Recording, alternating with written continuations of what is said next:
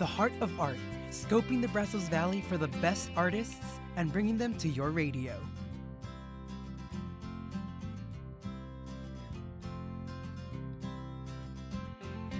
Ladies and gentlemen, your host, Hector Nino.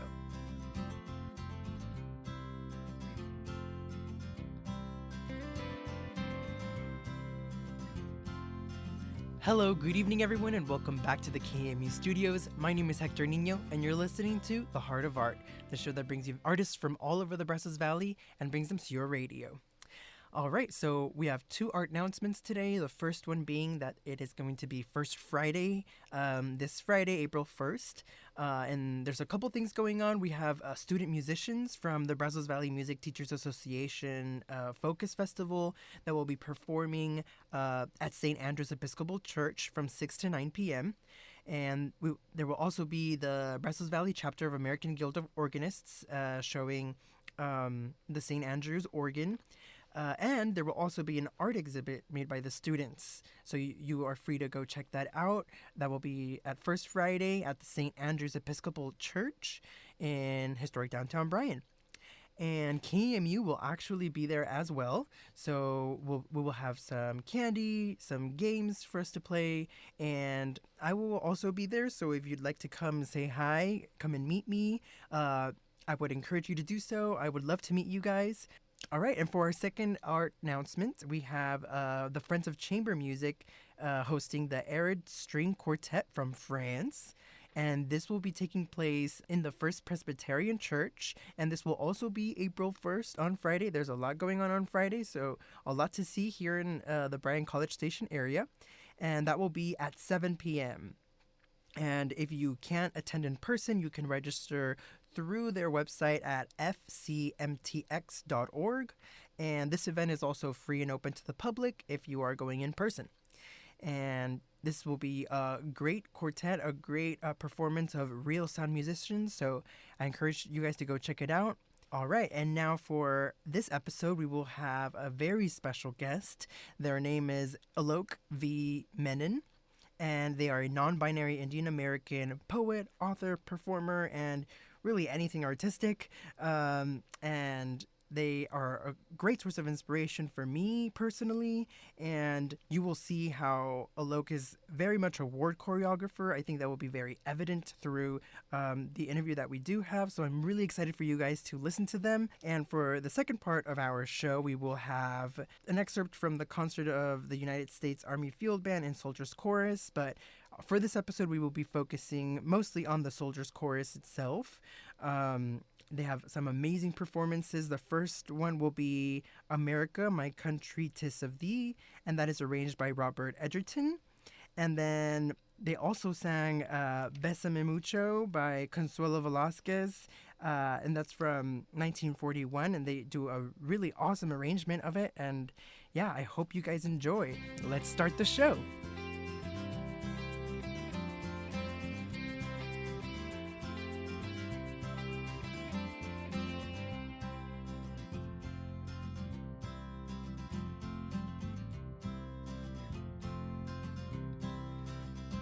Hello, good evening everyone, and welcome back to the KMU Studios. My name is Hector Nino, and this is The Heart of Art. Today in the studio we have a very special guest. Well, they are not actually in the studio. We are actually communicating through Zoom. But bear with me, this is going to be quite a bit of an introduction. They are an Indian American poet, comedian, author, activist, performer, model, and world superstar, really. And they are the author of 3 books: Beyond the Gender Binary, Your Wound, My Garden, and Femme in Public. And if you'd like to check out their Instagram, it is Alok V. Menon, Alok, A-L-O-K, V-M-E-N-O-N. And yeah, welcome to the studio, Alok. Nice to have you today. I'm so excited to be here. Thanks for having me. Of course, of course. So you grew up here in College Station. Where are you currently? I live in New York City currently. Okay, awesome, awesome. And did you begin writing here in College Station? I totally did. I was probably 11 or 12 years old when I started to write my first poems. I was a middle schooler at either Cypress Grove or College Station Middle School. And I needed somewhere to author myself into existence. I didn't really have language to describe who I was or what I was feeling. And so I turned to writing as a way to experiment. And at the time, I didn't really call it poetry, it was more just my journal. And I would publish anonymously under a pseudonym online. And then people online would say, "You're a poet." And I was like, "I guess I am." Whoa, that's awesome. Um, there was a part in Beyond the Gender Binary where you talk about your culture and being here in College Station, and I viewed that kind of like as the place where you kind of started performing, even when you were like dancing as a little kid and people would like cheer you on. Would you say that that is the case? Yeah, absolutely. Hmm. So I grew up in a very tight-knit Indian community in College Station, and we would have kind of potluck dinners every weekend. And I would use those as an opportunity to do my own interpretive dance to the latest Bollywood songs. And at that time in my life, I didn't really have any shame. It was so much more about creative self-expression. I didn't care what other people thought. Right. I also liked how you paralleled. Well, I think you paralleled. That's how I viewed it. How your parents kind of chose to hang out with people that were like them, and I think you did the exact same thing once you were able to. Yeah, totally. Hmm. So I think, I dealt with having to navigate completely different worlds as a young person in College Station. There were people who were totally okay with gender and sexuality, and then those who totally weren't. And so I was sort of confused from a young age because while I might have acceptance in my home, I didn't feel like that was reflected out of it. Okay. And then once you did leave College Station, you went to Stanford, correct? And Right. you have two bachelors? Yeah. Mm-hmm.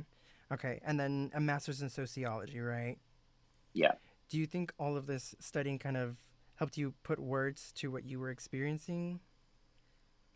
Yeah, absolutely. I think so much of my life has been about trying to take intangible experiences and translate them into language or images. And as an undergraduate, I was desperate to find out if there were other people in the world who had gone through the things that I had gone through or felt the things that I felt. I think growing up in College Station, Texas, I didn't know it was possible to be non binary or neither a man nor a woman. And it was only in university when I discovered that there had always been people like me. And that, in fact, as an Indian person, that there had been people like me in my culture for thousands of years. That actually, so many times, those people were actually recognized as sacred and spiritual leaders in our community. Right. And that's so different from the culture that we live in.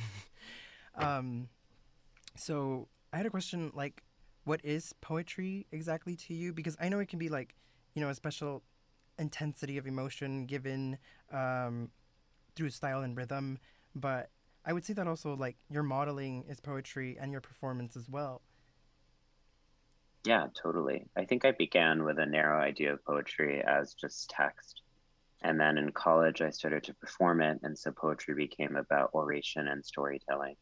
And then when I moved to New York City, I realized that poetry was actually a way of living. And what that means for me is about recognizing that there are no rules. The joy of a poem is that there's no fixed template. You're kind of making it up as you go on, and your compass is beauty.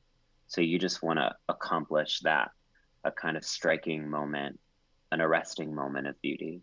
And so for me, what poetry is about an orientation and intention towards beauty in everything that I do, a reverence for experimentation, a commitment to revision. Because I also think what I love about poetry is that it's never fixed.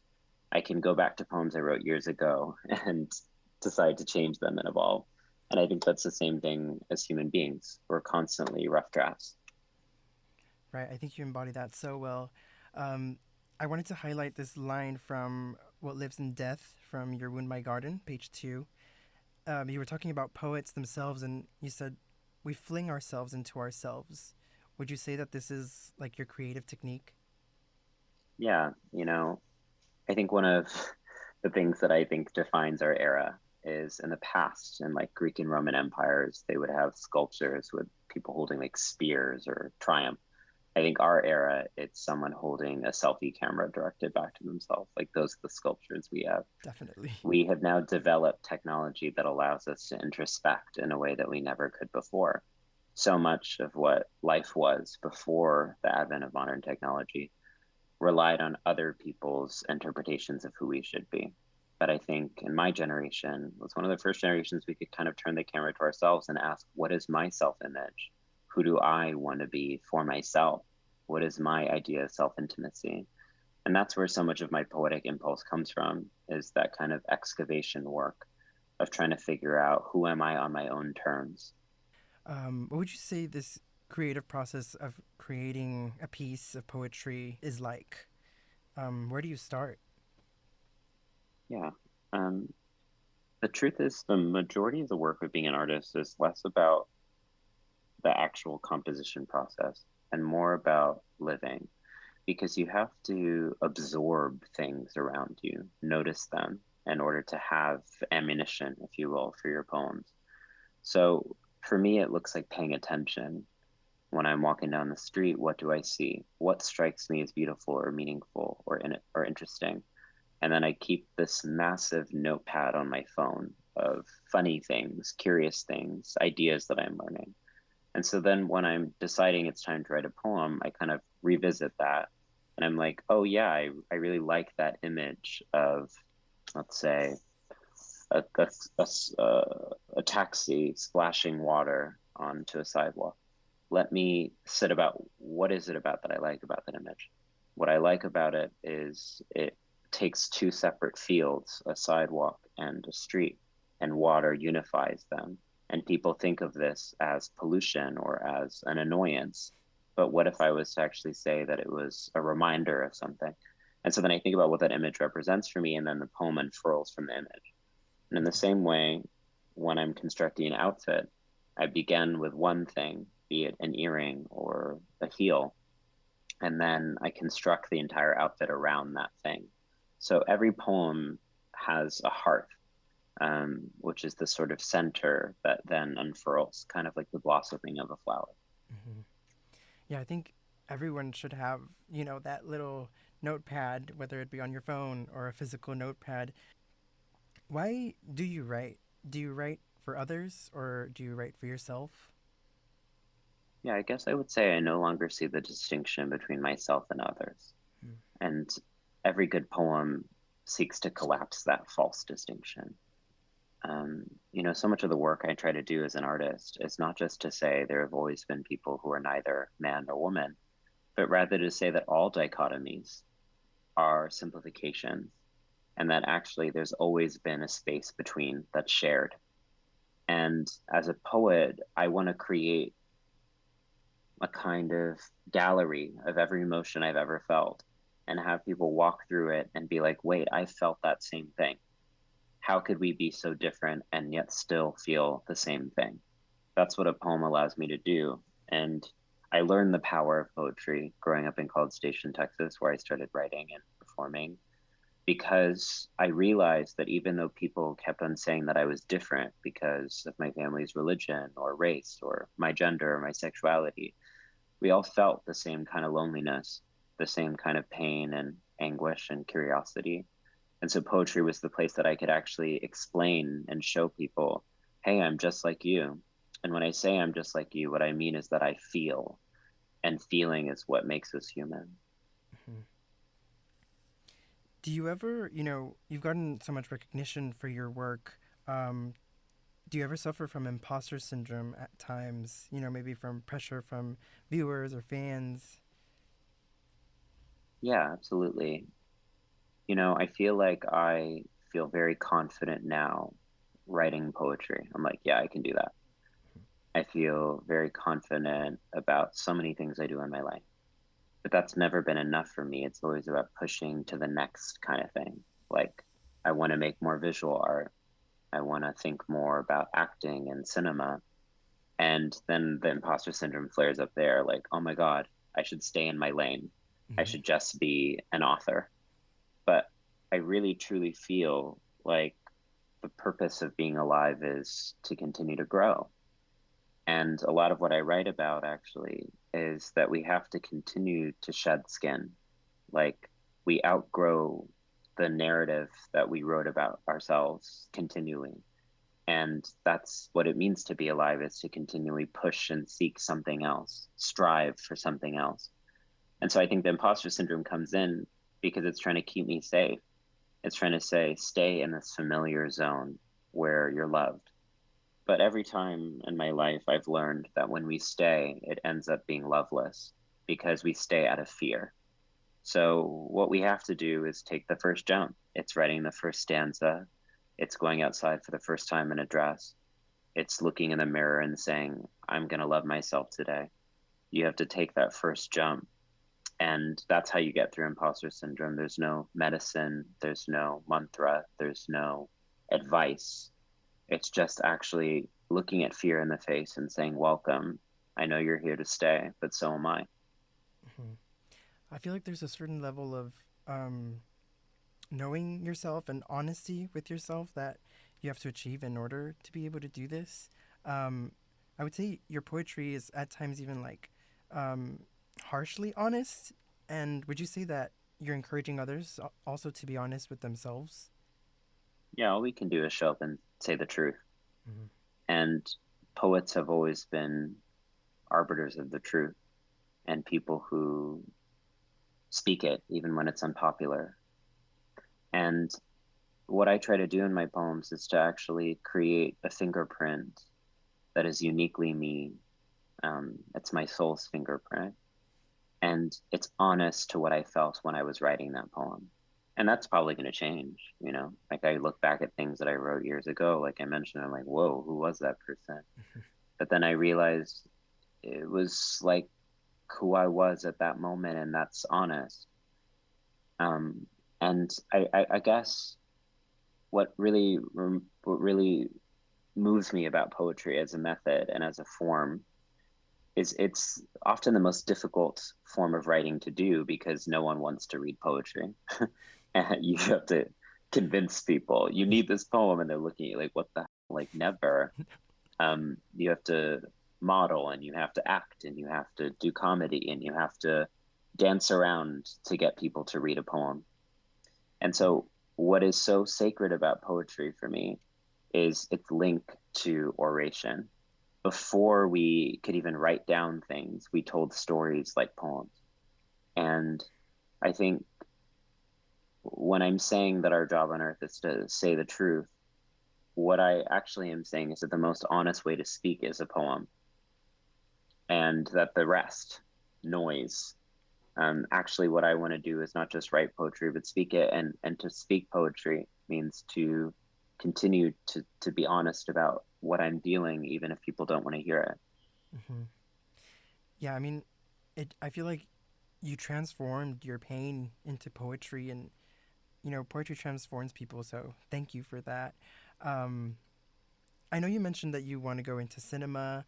Um, what are some other projects that you might be looking into the future? Yeah, I mean, speaking of poetry, I'm going to be recording audiobooks of my two poetry books, which I'm really excited about. That's something Awesome. I've been meaning to do for such a long time. And um, I'm excited to think about like how to incorporate sound more into the poems, um, because they're so much like music to me. And then yeah, I'm starting to act, which is funny. I never thought I'd end up here, but here I am. So I have some cool acting projects on the horizon.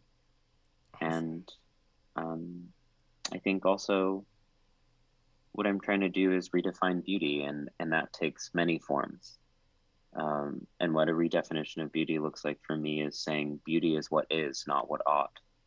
So beauty is what already exists around us. It's not something that we have to change or modify in order to actualize. And so with beauty as my compass, I guess I'll just end up wherever it takes me. Right. I did want to ask something a little more personal. What this interview meant to you, and like what you would say to the people of College Station listening now. Yeah, you know, I used to listen to this radio station all the time. My parents were big fans, and it would be on when we were driving to school or not. And College Station is a complicated place because it makes so many people feel impossible and unlovable. And I guess I would ask, how can we continually choose love over fear? How, in every airwave, not just from a radio, but in a conversation with a friend, spread the message of love? And how can we recognize that love is actually the most powerful and productive force in the universe? So it means a lot to be here. It feels like an act of love. And I wish that I had heard a voice like mine when I grew up there. And if you are someone like me there, know that I love you and I'm rooting for you and you belong. Wow. Thank you for that. Um, yeah, I mean, I think that wraps up our interview pretty well. Thank you so much for agreeing to do this. And if you'd like to check out Alok's work, make sure to check out their Instagram at Alok V Menon. That's ALOKVMENON. So once again, thank you so much. Thank you for having me.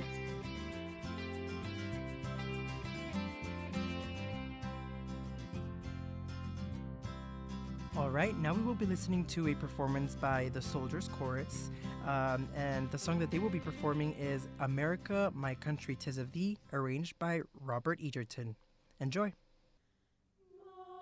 My country, 'tis of thee, sweet land of liberty.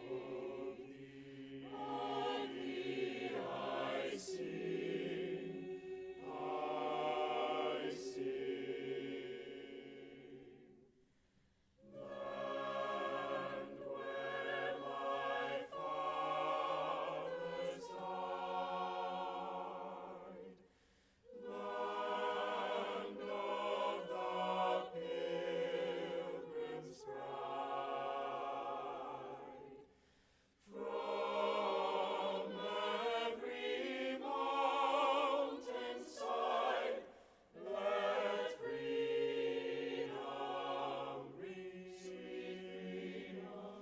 Let music swell the breeze, and ring from all the trees sweet freedom's song. Oh, let earth await all that breathe partake. Let Roxas' silence break, the sound prolong. Let swell the song, sweet freedom.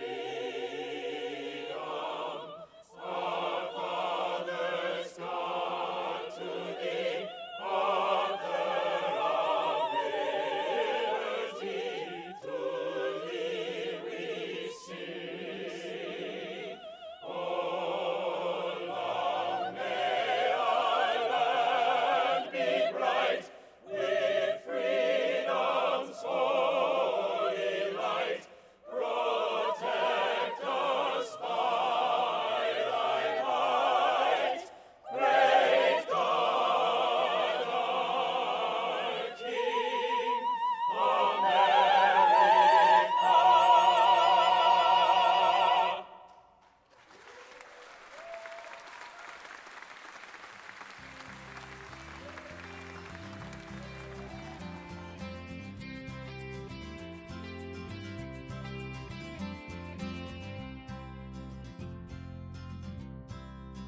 All right, and for our second performance, we will be listening to an arrangement by the Soldiers Chorus of Bésame Mucho by Consuelo Velázquez, 1941.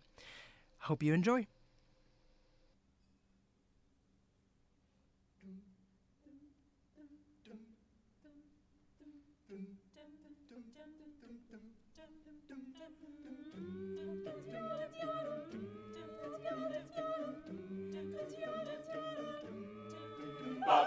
Bésame, bésame mucho, como si fuera esta noche la última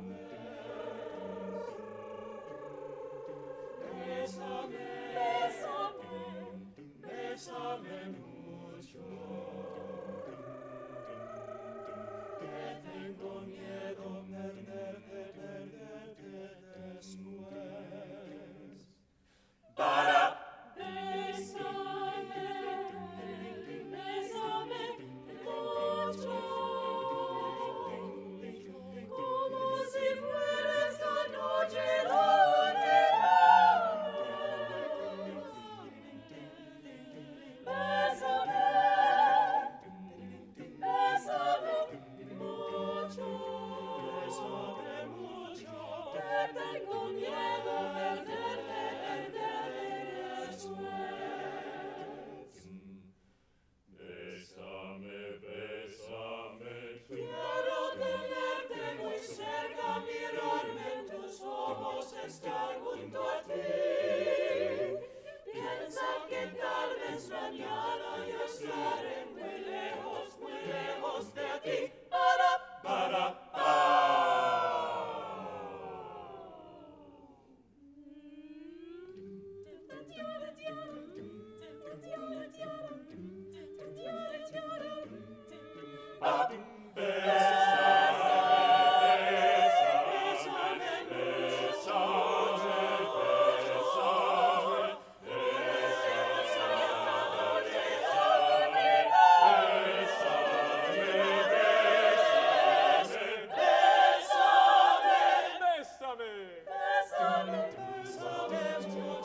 Bésame mucho, que tengo miedo perderte después.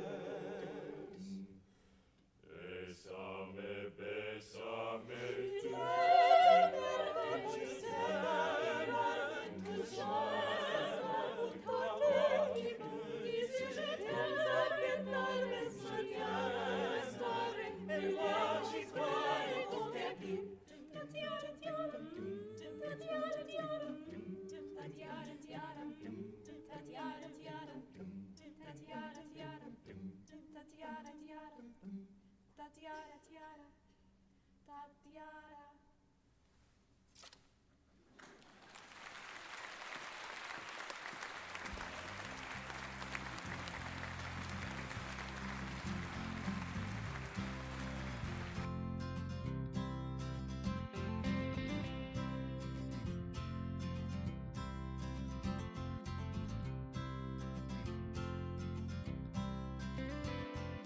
All right, you guys, we are at the end of our show. Thank you so much for listening. Thank you to Alok for agreeing to do this interview with me through our Zoom call. And once again, thank you to the Academy of Visual and Performing Arts for allowing me to record their concert. And thank you so much for the Soldiers Chorus for those amazing performances. And remember, there are a lot of art activities going on this weekend, so make sure to go out there and expose yourself to all the wonderful art that is being created here in the Brazos Valley. KMU will also be at First Friday, and I will be there as well. So if you want to, meet me in person, give me your thoughts about the show, any suggestions, I will be there. So looking forward to it. Make sure to tune in next week.